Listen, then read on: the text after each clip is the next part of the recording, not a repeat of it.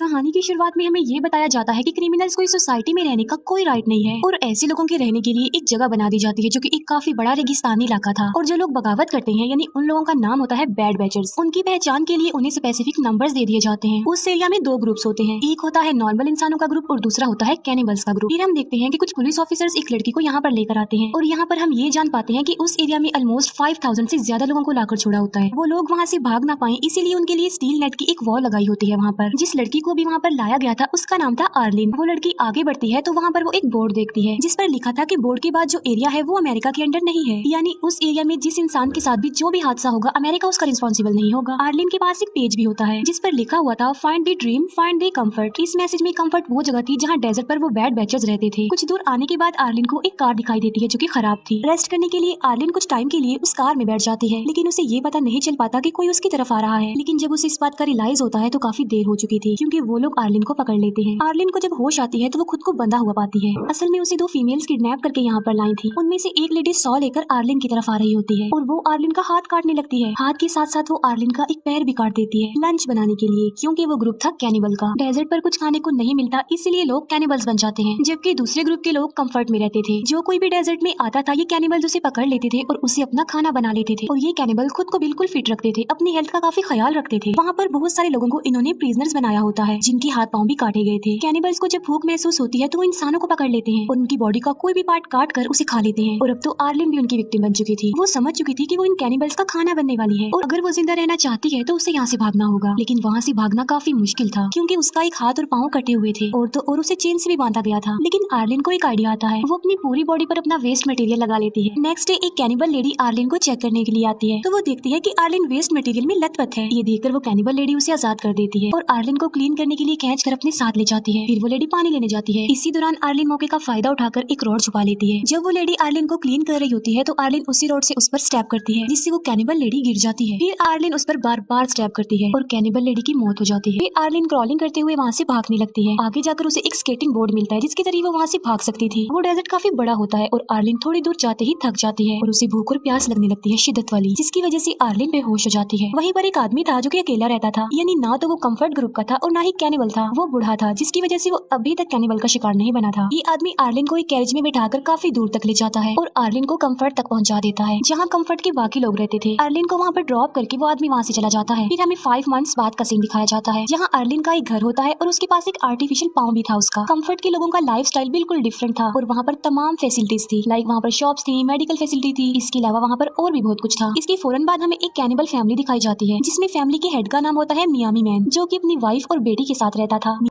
Miami man एक काफी अच्छा पेंटर था जो उस वक्त अपनी बेटी का स्केच बना रहा होता है। मियामी मैन एक लड़की के पास जाता है जिसे उसने प्रिजनर बनाकर रखा हुआ था और वो उसे मार डालता है। डिनर करने के लिए उस लड़की की बॉडी के टुकड़े टुकड़े कर देता है। फिर वो फैमिली रात का खाना खाती है। नेक्स्ट डे हम देखते हैं कि आर्लिन अपसेट थी क्योंकि वो अपने हाथ और पाँव को खोकर काफी दुखी होती है। उस वक्त वो अपनी बॉडी के पार्ट्स को मिस भी कर रही होती है। ये सोच रही होती है कि अगर उसकी बॉडी पूरी होती तो वो कितनी अच्छी लगती। साथ साथ उसे कैनिबल्स पर गुस्सा भी आ रहा था क्योंकि आखिर उन्हीं की वजह से वो ऐसी हुई थी। कैनिबल से बदला लेने के लिए वो एक गन लेती है और वहाँ से निकल जाती है। कंफर्ट से निकलने का एक दूसरा रास्ता भी होता है और वो दूसरे रास्ते को ही यूज करके वहाँ से निकलती है। मियामी मैन की वाइफ घर का कुछ सामान लेने का सोचती है, इसीलिए वो अपनी बेटी को भी साथ ले जाती है। दोनों माँ बेटी पुराने सामान में से जरूरी सामान ढूंढ रही होती है, लेकिन आर्लिन कुछ दूरी से उन्हें देख लेती है और वो उन लोगों के पास जाती है। आर्लिन को जब ये बात पता चलती है कि वो दोनों कैनिबल है तो वो डिसीजन लेती है उन्हें मार डालने का। मियामी की वाइफ उसे कहती है कि प्लीज हमें जाने दो, हमने तुम्हारा कुछ नहीं बिगाड़ा है। मगर आर्लिन उसकी एक नहीं सुनती, बल्कि वो कहती है कि मैंने भी तुम जैसे कैनिबल लोगों से अपनी जान की भीख मांगी थी, लेकिन उनको मुझ पर तरस नहीं आया बल्कि उन्होंने मेरा एक हाथ ही काट दिया। ये कहते ही आर्लिन मियामी की वाइफ को शूट करके मार डालती है। मियामी की वाइफ जब मर जाती है तो उसकी बेटी को कुछ समझ नहीं आता कि आखिर मेरी मदर को क्या हो गया है, क्योंकि वो कुछ भी नहीं बोल रही है। बच्ची को अकेला देखकर आर्लिन को उस पर तरस आ जाता है और वो डिसाइड करती है कि वो इस बच्ची को नहीं मारेगी। वो उस बच्ची को अपने साथ कंफर्ट एरिया में ले जाती है। इन दोनों को कंफर्ट जाते हुए वो अकेला आदमी देख लेता है। कंफर्ट में उस बच्ची को एक रैबिट पसंद आ जाता है, इसीलिए आर्लिन उस बच्ची के लिए वो रैबिट परचेज कर लेती है। बाद में आर्लिन उस बच्ची को अपने ही घर ले जाती है। शाम होने वाली थी और मियामी की वाइफ और बेटी अभी तक घर नहीं आए थे, इसीलिए उसको फिक्र हो रही थी। मियामी मैन उन दोनों को ढूंढने के लिए निकल पड़ता है। वो उसी जगह पर जा पहुंचता है जहाँ पर पुराना सामान पड़ा हुआ था। वो देखता है कि उसकी वाइफ की डेड बॉडी को कौवे खा रहे हैं और उसकी बेटी भी लापता थी। उसका कुछ भी पता नहीं चल पा रहा था कि वो कहाँ गई। सडन मियामी की नजर उस अकेले आदमी पर जाती है जो कि पुराने सामान के पास खड़ा हुआ कुछ ढूंढ रहा होता है। मियामी उस आदमी को अपनी बेटी का स्केच दिखाता है और ये पूछता है कि क्या आपने इसे कहीं पर देखा है। वो आदमी मियामी को कहता है कि ठीक है, मैं तुम्हें बता देता हूँ कि तुम्हारी बेटी कहाँ पर है, लेकिन उसके लिए एक शर्त है और वो ये कि तुम मेरा भी सेम ऐसा स्केच बनाओ। अब क्योंकि मियामी के पास और कोई ऑप्शन नहीं होता, इसीलिए वो उस आदमी का भी स्केच बना देता है। फिर वो आदमी मियामी को एक क्लू देता है। वो उसकी बेटी के स्केच पर लिख देता है फाइंड कंफर्ट। ये उस तरफ इशारा था, यानी उसकी बेटी कंफर्ट में है। रात को अर्लिन उस बच्ची को एक क्लब में लेकर जाती है जहाँ पर कंफर्ट एरिया का सबसे ज्यादा रिच आदमी होता है जिसका नाम होता है दी ड्रीम। ड्रीम को सब लोग वहाँ पर अपना हीरो समझते थे क्योंकि वो अकेला ही पूरे कंफर्ट में ड्रग्स सप्लाई करता था। अजीब बात ये थी कि उस ड्रग में एक किस्म का मैजिक था और जो आदमी उस ड्रग को लेता था वो अलग ही दुनिया में खो जाता था। उसका माइंड अलग ही डायरेक्शन में चलने लगता था। ऐसा फील होता है कि जैसे इंसान ड्रीम में आ गया है, इसीलिए तो उस आदमी का नाम ड्रीम होता है। और ड्रीम कंफर्ट का मेयर भी था। पार्टी में ड्रीम सबको ड्रग देता है। उस वक्त आर्लिन भी एक ड्रग ले लेती है। इसी दौरान मियामी की बेटी का रैबिट उसके हाथ से छूट जाता है और वो उसे लेने जाती है। इसी कोशिश में वो बच्ची आर्लिन से काफी दूर चली जाती है। वो बच्ची ड्रीम के पास पहुंच जाती है और वो उसे अपने साथ ले जाता है।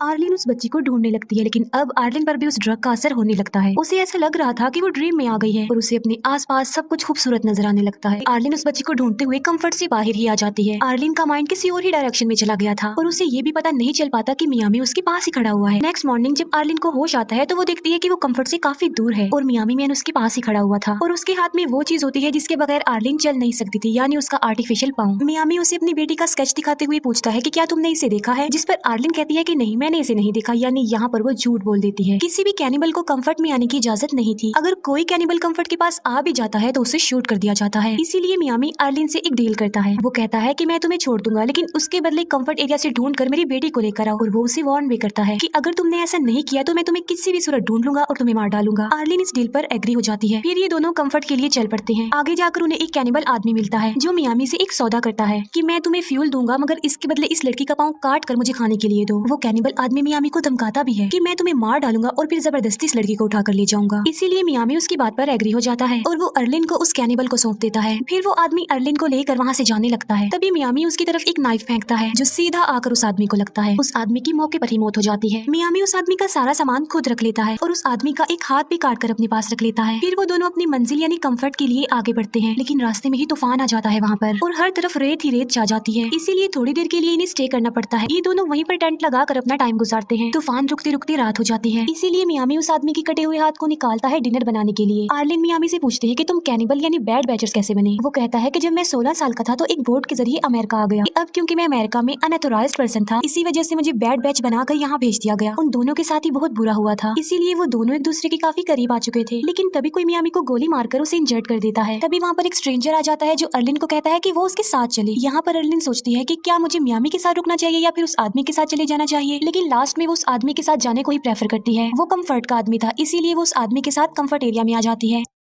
लेकिन कंफर्ट में आने के बाद उसे अच्छा फील नहीं हो रहा था। कंफर्ट में आकर वो खुश नहीं थी। वो उस टाइम को याद कर रही थी जब मियामी ने उसकी जान बचाई, उसका ख्याल रखा। जो टाइम उन्होंने साथ गुजारा था, अर्लिन उसे बड़ा मिस कर रही थी क्योंकि वो मियामी को लाइक करने लग गई थी। इसीलिए वो फैसला करती है कि वो मियामी के पास वापस चली जाएगी और उसी के साथ ही रहेगी। इसीलिए अर्लिन उसी जगह पर पहुंच जाती है। वहाँ पर उसे मियामी तो नहीं मिलता, लेकिन उसकी नोटबुक मिल जाती है जिस पर वो स्केचेस बनाता था। अर्लिन उस नोटबुक को उठा लेती है और वापस कंफर्ट में आ जाती है। वो अकेला आदमी डेजर्ट में बिल्कुल अकेला बैठा हुआ था। तभी वो देखता है कि कुछ दूरी पर बहुत सारे कौवे उड़ रहे हैं और वो समझ जाता है कि वहाँ पर जरूर कुछ न कुछ है। पास जाकर चेक करने पर वो दिखता है कि वहाँ पर मियामी भी होश पड़ा हुआ है। वो मियामी की मदद करता है। वो एक कौवा पकड़ता है और मियामी को खिलाता है ताकि उसे थोड़ी ताकत मिले। दूसरी तरफ अर्लिन मियामी की नोटबुक देख रही होती है जिसमें डिफरेंट टाइप्स के स्केचेस बने हुए थे। उन स्केचेस में एक स्केच मियामी की बेटी का भी था। अर्लिन फैसला करती है कि वो किसी भी सूरत में उस बच्ची को ढूंढ लेगी। वो मियामी की बेटी का स्केच लेकर सारे कंफर्ट वालों से पूछती है कि क्या किसी ने उसे देखा है, मगर किसी ने भी उस बच्ची को नहीं देखा होता। थक हार कर अर्लिन एक जगह पर बैठ जाती है। फिर वो देखती है कि कुछ लेडीज ड्रीम के घर से बाहर आ रही हैं। वहीं पर एक लेडी के साथ मियामी की बेटी भी होती है। यहाँ पर हम ये जान पाते हैं कि असल में ड्रीम ने मियामी की बेटी को अडॉप्ट कर लिया था क्योंकि उसकी कोई औलाद नहीं थी। अब फाइनली अर्लिन को पता चल जाता है कि आखिर मियामी की बेटी कहाँ पर है, लेकिन वो सोचती है कि मैं उस बच्ची को कभी भी वापस नहीं ला सकूंगी क्योंकि ड्रीम बहुत पावरफुल है, उसके पास सारी अथॉरिटी है और वो ऐसा नहीं होने देगा। उसे एक आइडिया आता है और ड्रीम के पैलेस पे जाती है। पैलेस में बहुत सारी औरतें ड्रग्स बना रही थी। ड्रीम वहाँ आकर बताता है कि आज वो जो कुछ भी है इस ड्रग की वजह से है। अर्लिन कहती है कि मैं भी इन औरतों की तरह इस पैलेस में काम करना चाहती हूँ, जिस पर ड्रीम इस बात पर राजी हो जाता है। एक लेडी अर्लिन को एक रूम में ले जाती है जहाँ पर अर्लिन वॉशरूम का बहाना बनाकर जाकर चुपके से अपने नकली पाँव में से गन निकाल लेती है। वो उस लड़की को गन पॉइंट पर लाकर प्रिजनर बना लेती है। वो ड्रीम को कहती है कि अगर तुम बच्ची को छोड़ दोगे तो मैं इस लेडी को छोड़ दूंगी। वो लेडी ड्रीम की वाइफ थी, इसीलिए ड्रीम को उसकी बात माननी पड़ती है। अर्लिन, वो लेडी और वो बच्ची तीनों एक कैरेज में बैठकर वहाँ से जाने लगते हैं। कंफर्ट एरिया से बाहर आने के बाद अर्लिन उस लेडी को छोड़ देती है और जाने देती है। फिर अर्लिन और वो बच्ची डेजर्ट की तरफ आगे बढ़ते हैं। आगे जाकर उन्हें मियामी मैन भी मिल जाता है, जो कि उस अकेले आदमी की हेल्प की वजह से काफी बेटर हो गया था। अर्लिन उस बच्ची को मियामी मैन के हवाले कर देती है और वो मियामी को कहती है कि प्लीज मुझे भी तुम अपने साथ ले चलो। मियामी उसे कहता है कि ऐसा नहीं हो सकता। वो उसे काफी समझाने की कोशिश करता है। वो कहता है कि हमारी दुनिया में तुम्हारे लिए मौत के सिवा और कुछ नहीं है, क्योंकि हम कैनिबल हैं और तुम किसी न किसी दिन कैनिबल का खाना बन सकती हो। इसीलिए तुम्हारे लिए बेहतर है कि तुम अपने ग्रुप यानी कंफर्ट में चली जाओ। अर्लिन कहती है कि नहीं, मैं वापस नहीं जाऊंगी। वो कहती है कि मुझे इससे कोई फर्क नहीं पड़ता कि तुम कैनिबल हो, मुझे बस तुम्हारा साथ चाहिए। मैं तुम्हारे साथ रहना चाहती हूँ क्योंकि मैं तुम्हें लाइक करती हूँ। मियामी की बेटी उसे कहती है कि मुझे भूख लगी है और मैंने नूडल्स खाने हैं, ना कि गोश्त खाना है। अब वहाँ पर तो नूडल्स मिल नहीं सकते थे, इसीलिए मियामी मैन उसके खरगोश को मार डालता है और वो ही उसे खिला देता है। वो लोग हैप्पी लाइफ गुजारने लगते हैं और यहीं पर ये मूवी एंड हो जाती है। Thank you for watching.